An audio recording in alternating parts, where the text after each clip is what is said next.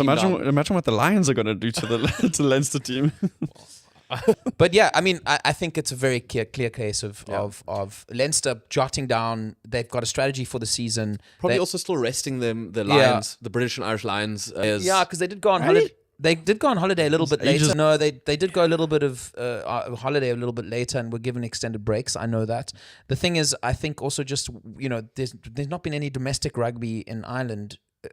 They're coming out of their off season, so I think all these players will not have been battle hardened, and I think in the greater context of the season, I think it's something that they probably saw and they said, "Well, you said it was the best time to play Leinster last week." I said if you got to hope that they're coming out of off season and they will take time to get into their play. Therefore, probably the best, and it clearly is. Or maybe you're just brilliant. What about Ospreys getting 40 points on the Bulls, or Cardiff beating Lions? And the home teams in South Africa won. But I like this approach by the Irish sides in particular in terms of boxing clever. And I've said it before when we look at managing squads and stuff. I think the South Africans have to get better at that.